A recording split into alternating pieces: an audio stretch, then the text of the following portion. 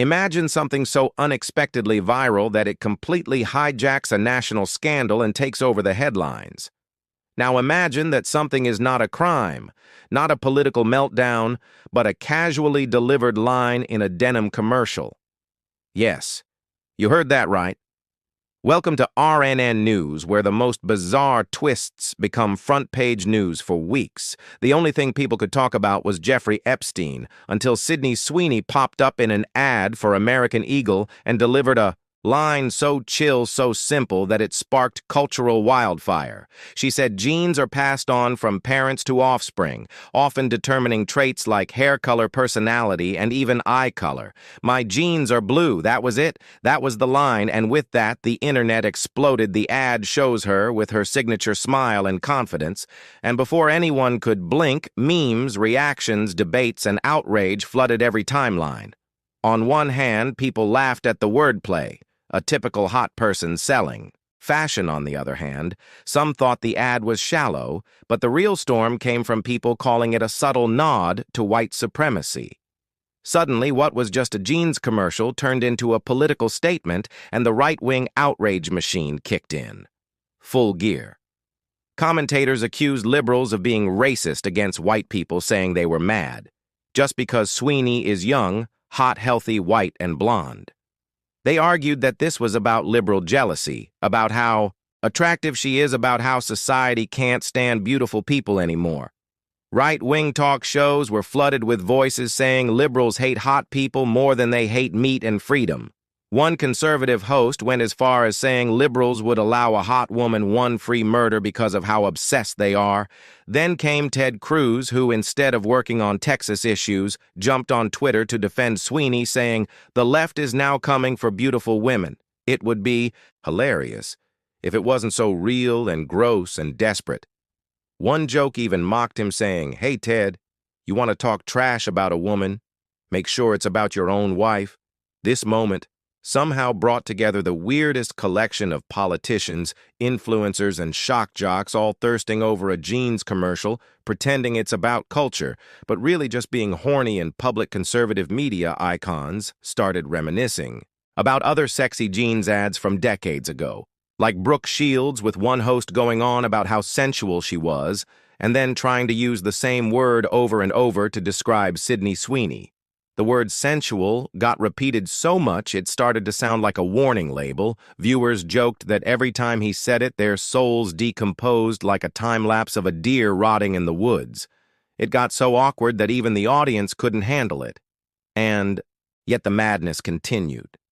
Donald Trump Jr. posted an AI-edited meme of Sydney Sweeney saying, "Donald is so hot right now," which prompted the whole internet to collectively groan at the cringiest moment possible. It felt like a parody of how men interpret ads about women, a parody that somehow became real and terrifying. Megyn Kelly decided to chime in too, and things got even worse. Instead of offering perspective, she went full chaos, calling Sydney an actual woman with amazing breasts and a kick-ass body, making everyone uncomfortable with her unfiltered praise. Her tone was more unhinged than anything said before, and the audience didn't know whether to laugh or gag. She praised Sydney's looks, but has a history of attacking other women for showing their bodies, including J-Lo and Shakira, calling them desperate hoes and accusing them of flashing their private parts at the Super Bowl. The contradiction was wild. Megyn Kelly seemed to only support women when their appearance aligns with her political narrative, as long as it upsets liberals. She cheers them on, but if they express sexuality on their own terms, she labels them vulgar. This whiplash of logic highlighted the hypocrisy of conservative culture warriors and showed just how desperate they are to control the narrative around female beauty and what it represents in America. This wasn't about jeans. It wasn't even about Sydney. It was about who gets to be seen as beautiful and who gets attacked for it. What began as a quirky jeans commercial had now evolved into a full-scale culture war, and as the noise got louder, the real question started to emerge. Was the outrage ever really about the ad, or was it about who was featured in it? The internet was suddenly flooded with angry voices claiming that celebrating a blonde, blue-eyed white woman was somehow racist against everyone else. These voices argued that white women, especially hot white women, were being erased from media and needed to be protected, as if decades of Hollywood magazine covers and pop culture never happened. But this wasn't about balance. It was about dominance. They didn't want to see more white women. They wanted to see fewer of everyone else. And that's the dangerous part. Buried under all the memes and tweets and jokes was a real fear about losing control over who gets to define beauty in America.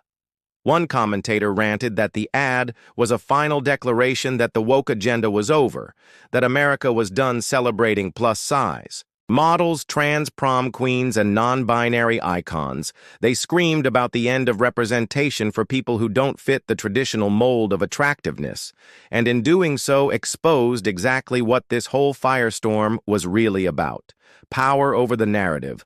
The right wanted to frame Sydney Sweeney as a victim, as someone being attacked for simply existing as a hot blonde woman, but no one was stopping her from starring in ads wearing denim and smiling.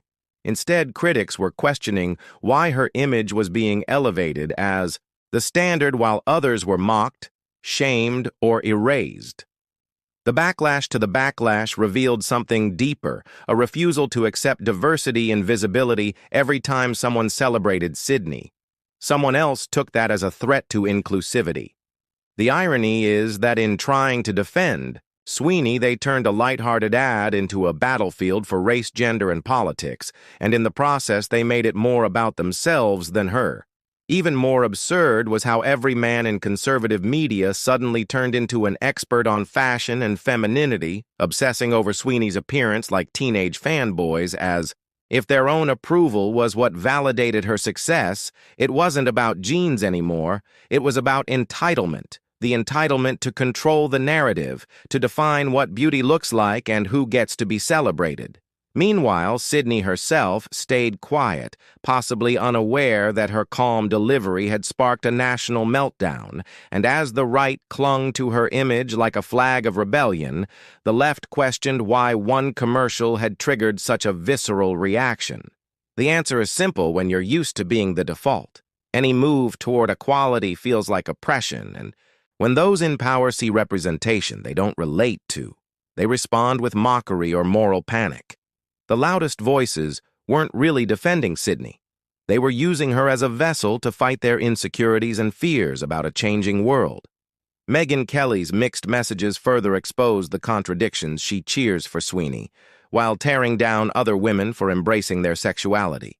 She frames beauty as a political weapon, wielded only when it serves her agenda. And that's the heart of the issue. Beauty has always been policed, but now it's become a tool in the culture wars, something to be fought over, legislated, and owned. And yet through all this, the brand that started it all, American Eagle, probably just wanted to boost some holiday sales and connect with younger audiences. Instead, they became a symbol for racial debates and de-ideological firestorms. So to clear the air, they joked back, releasing a parody ad where Sydney repeats the same genetic line. But this time it ends with a punchline about Asians having the best genes, narrated by comedian Ronnie Chieng. It was their way of saying, relax, people. It's just genes, not a manifesto. But by that point, the damage was done. What was supposed to be a playful campaign became a flashpoint for every grievance from both sides and reminded us how fragile the cultural balance really is. Today, even a sentence can become a spark, even denim can ignite division, and even beauty can become a battleground. And that is the reality we live in here at RNN News. We bring you the stories where fashion meets fury, where ads spark outrage, and where culture never sleeps. Like and subscribe to RNN News for more breakdowns that dig beneath the headlines and expose the fire hidden in the fluff.